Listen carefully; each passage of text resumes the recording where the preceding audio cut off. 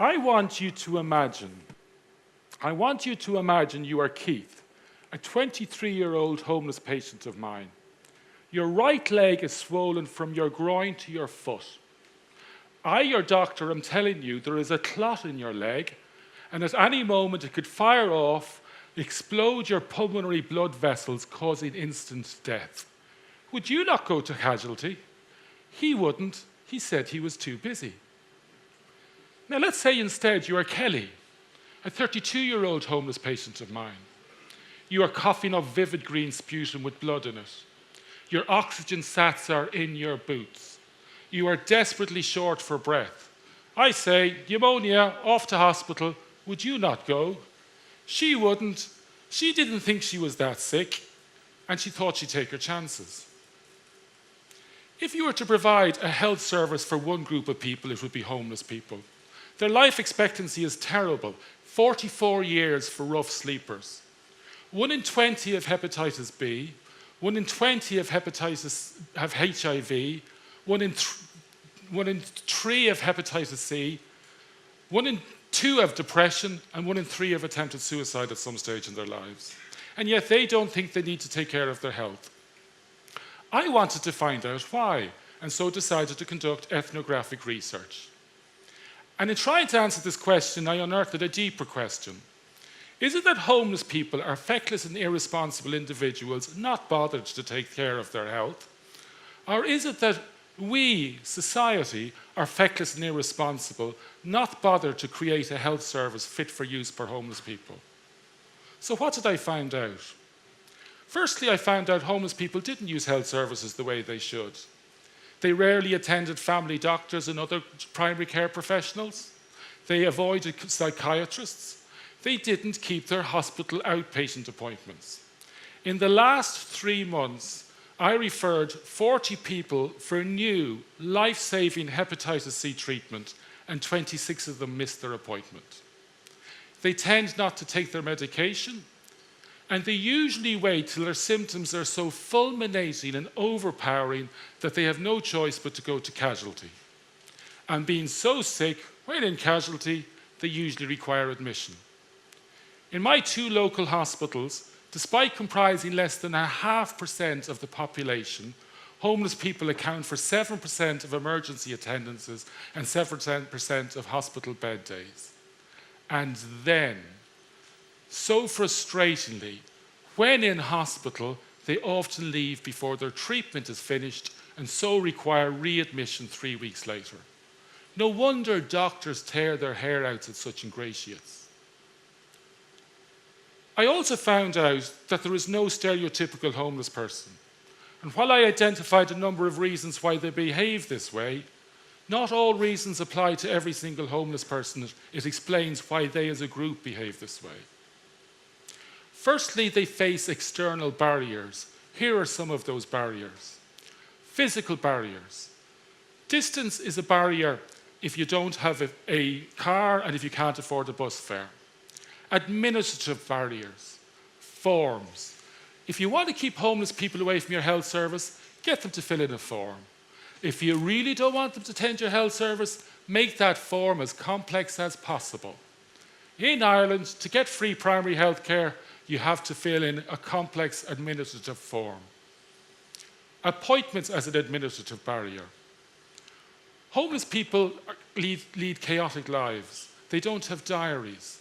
They change their phones, they don't have homeless addresses. For decades, we have been sending them appointments, and for decades, they have been missing most of those appointments.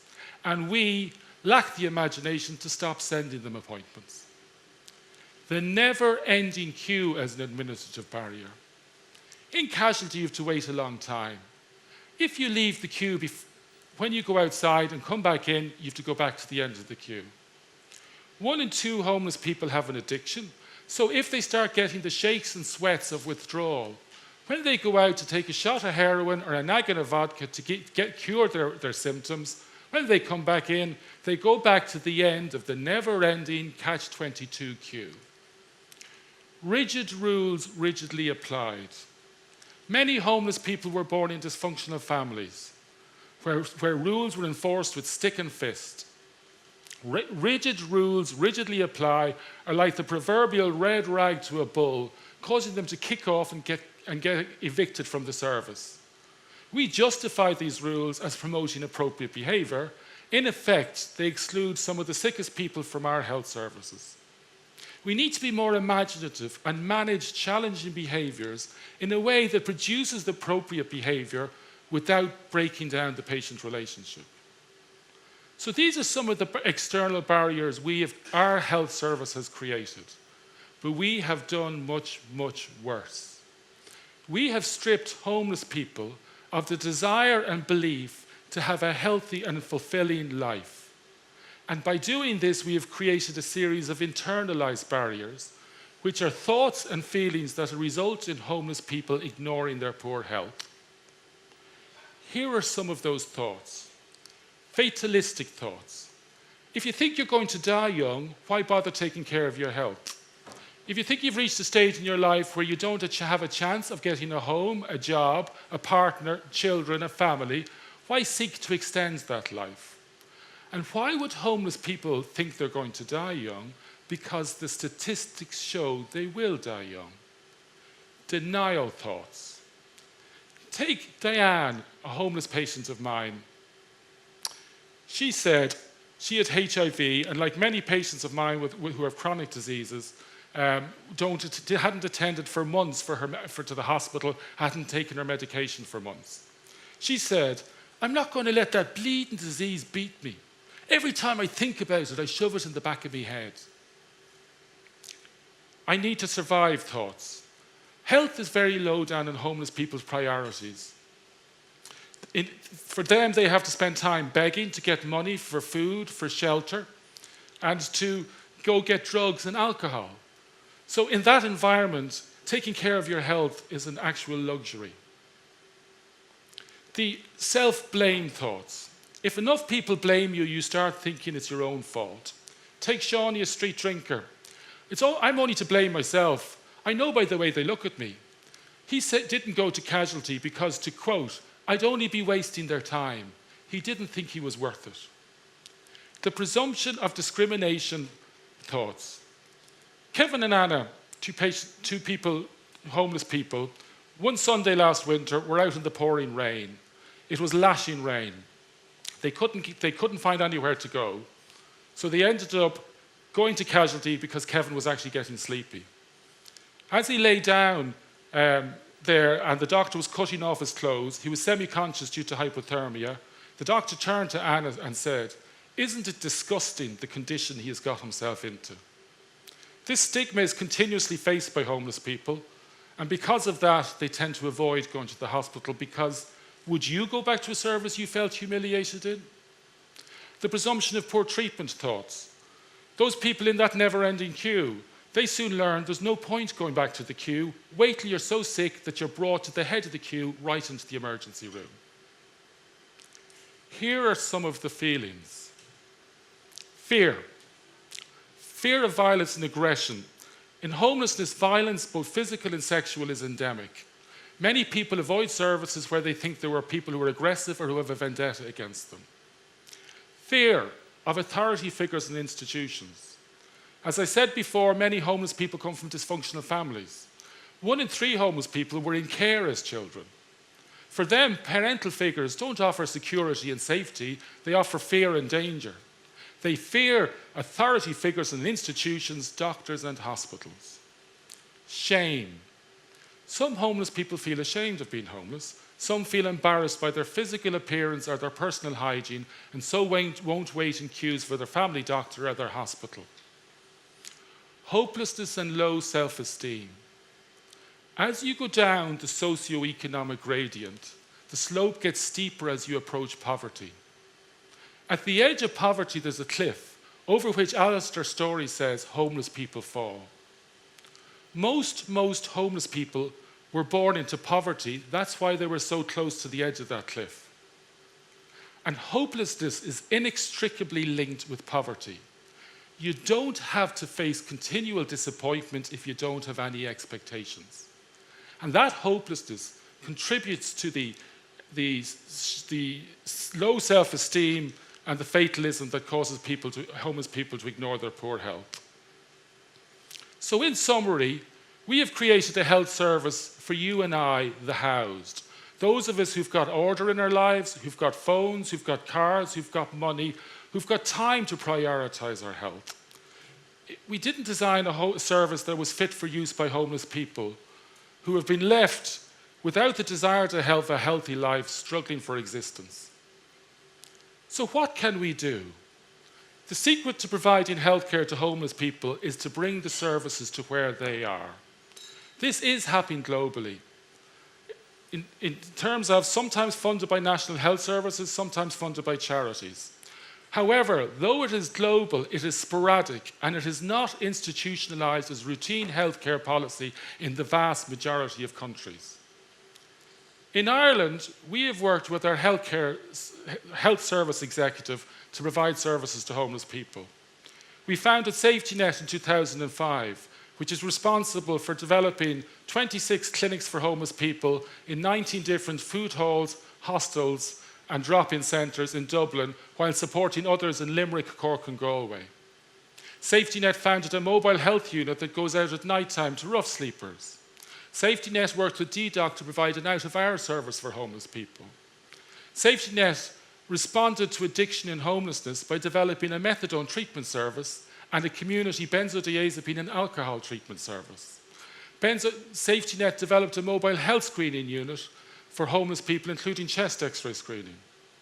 Because Safetynet had developed such a good reputation in work with marginalised groups, Safetynet was asked to develop other services since for migrants, Roma and drug users. As we need to run these services, we need doctors. So in 2009, we founded the North Dublin City GP Training Scheme. This is the first of its kind internationally. It is a GP training scheme that trains GPs to work in areas of deprivations. These young doctors are educated in hospitals and general practices in areas of deprivation, and in their fourth year, they spend time working in homeless services, drug services, migrant services, and in prison services. And when I say we, I am talking about the huge amount of people who have contributed to the development of all these services because of their passion and desire to provide healthcare to homeless people. And we know it's working. We know Safetynet provides healthcare to over 6,500 people from marginalised populations every year. We know that homeless people have better access to primary healthcare. We know homeless people spend longer time in hospital. We have developed services with Dr. Cleena Nicali called Social Inclusion in hospital, where she has tried to make hospital more welcoming so they're more likely to stay, and we know it's working. We know of the 500 people we started on methadone, 80% of them have seen their accommodation status improve, which included going from streets to hostels and hostels to accommodation. And Safetynet brought those hospital services, outpatient appointments to the hostels, including those ones for hepatitis C. And of those 26 people I told you who didn't go for their appointments for that life-saving treatment, 20 are due to start in the next 2 weeks, and we're chasing down the other 6. We know that the graduates of the GP training scheme are all working in areas of deprivation and also with marginalised groups, and most of the doctors working in Safetynet now are graduates of that scheme. So let's return to that question. Who are the ones that are feckless and irresponsible? We all have to answer the question at some stage in our lives. Do you believe the people on the margins of our society are there because of bad genes or bad circumstances? If you're a bad gene theorist of a negative disposition, then you won't believe in wasting your money on those degenerates. If you're a bad gene theorist of a positive disposition, then you will give to charity to help those less fortunate than you. If you are a bad circumstances theorist, you have to believe that the only way to rectify this injustice is through political action to enforce every person's right to have a home and to have health. It is through rights, not charity, that the answer is. The existence and extent of homelessness in our society today is our political choice. We have chosen to place our fellow citizens in peril of losing their lives and of their health. So I have something I want to ask of you. Next time a politician calls and starts talking about the economy, I want you to take Bill Clinton's quote and reverse it and say, it's not about the economy, stupid. It's about the society we live in, stupid. I want a society where health is more equitably distributed so that gradient to poverty is not so steep that people roll off into homelessness. I want a society that you build a wall along that cliff to prevent people falling into homelessness. And I want a society that while we're waiting for that wall to be built, that we institute a health policy that everyone has access to high quality health care, irrespective of their background and including those in the margins, not as a charity, but as a right. Thank you very much.